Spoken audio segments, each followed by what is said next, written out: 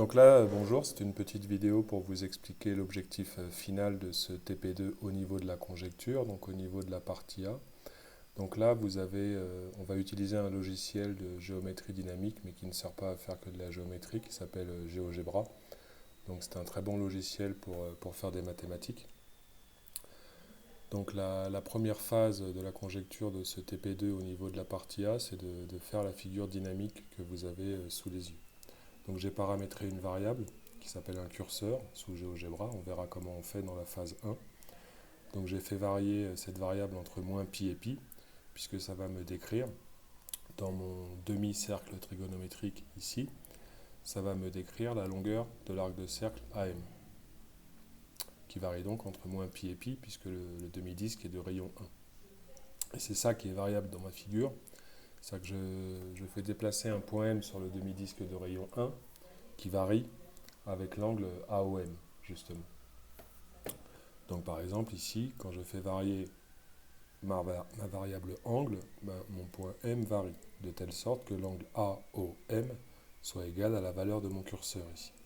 Ce qui veut dire que la mesure de l'angle alpha et la valeur de mon curseur sont les mêmes, puisque mon demi-disque est de rayon 1.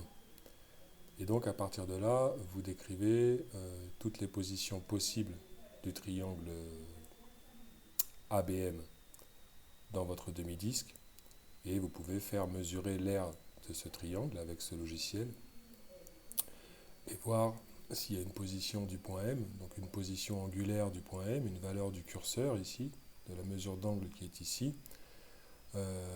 Est-ce que c'est possible de trouver une mesure d'angle telle que l'aire du triangle ABM fasse 1,5, et puis est-ce que c'est possible de trouver une position telle que l'aire du triangle ABM fasse 1/4 de l'aire du demi-disque.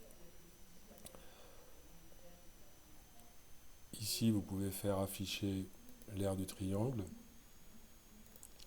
et puis les deux aires qui vous intéressent, 0,5 et 0,79, puisque 1/4 de l'aire du demi-disque, le demi-disque il est d'aire pi, puisqu'il est de rayon 1, donc 1/4 de l'aire du demi-disque, c'est pi sur 4, soit environ 0,79. Et l'aire 1 qui vous intéresse, c'était 0,5. Et à partir de là, en faisant varier votre curseur, donc vous pouvez partir d'un angle de 0, donc effectivement ce n'est pas la solution.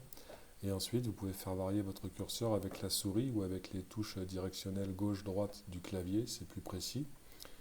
Et puis, on voit que quand on fait varier l'angle, donc le point M il se déplace sur le demi-disque, et on repère que déjà il semblerait, au niveau de la conjecture, qu'effectivement il y ait une position possible pour que l'aire du triangle rouge, l'aire du triangle ABM, fasse 0,5.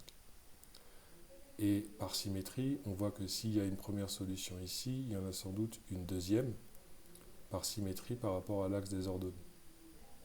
Donc il semblerait qu'effectivement, il y ait deux positions possibles pour le point M, de telle sorte que le triangle rectangle ABM inscrit dans le demi-disque de rayon 1 est une aire de 0,5. Ensuite, vous faites la même chose pour la deuxième aire qui vous intéresse, savoir si c'est possible de construire le deuxième logo. Il faudrait regarder s'il est possible que l'aire du triangle arrive sur environ 0,79, ce qui a l'air d'être possible. Et si vous avez une solution par symétrie par rapport à l'axe des ordonnées, vous en avez une deuxième, on va dire, de l'autre côté. Donc déjà, première phase, ici, au niveau de la conjecture. Donc ici, on a déjà la phase 1 et la phase 2, puisque la phase 1, c'était déjà construire cette figure-là. La phase 2, c'est afficher les valeurs numériques pour qu'on puisse bien conjecturer s'il y a des constructions possibles de ces logos 1 et logo 2. Donc là, on voit qu'en tout cas, il semblerait que ce soit possible de construire le logo 1 et le logo 2. Vous remarquez que ici, au niveau du visuel, donc c'est déjà bien, si vous êtes dans la phase 2, que vous avez affiché les deux aires à atteindre pour le triangle qui vous intéresse et que vous pouvez faire varier votre point M, donc on peut conjecturer qu'il y a des solutions pour construire le logo 1 et le logo 2. Il y a même deux solutions par symétrie pour construire le logo 1 et deux solutions par symétrie pour construire le logo 2. Mais au niveau du visuel, ça demande un effort. Et au niveau de la conjecture, ça c'est la phase 3, on peut encore faire mieux. C'est-à-dire qu'on peut faire un affichage graphique.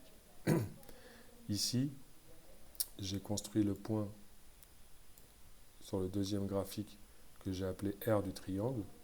Donc son abscisse, c'est la valeur de mon curseur, la mesure de l'angle AOM, et son ordonnée, c'est l'aire du triangle rouge.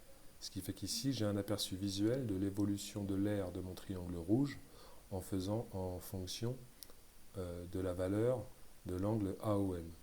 Et puis, j'ai tracé la droite d'équation y égale 0,5, qui correspond à ma première aire à atteindre, et la droite d'équation y égale pi sur 4, qui correspond à la deuxième aire à atteindre. Et ici, je vais activer la trace de mon point. Et ce point, il évolue donc avec mon curseur. Et je vois qu'effectivement, il semblerait qu'il y ait une mesure d'angle déjà. C'est plus graphique au niveau de la conjecture. Effectivement, il semblerait que la droite d'équation y égale 0,5 soit atteinte par mon point. Tout comme il semblerait que la droite d'équation y égale pi sur 4 soit atteinte aussi. Et on voit bien ici qu'il y a deux autres valeurs. Une autre valeur qui atteint l'aire, telle que l'aire du triangle rouge soit égale à un quart du demi-disque, et telle qu'elle soit égale à 0,5. D'accord ? Ça, c'est la phase 3. D'accord ? Je vais vous faire une vidéo pour chaque phase.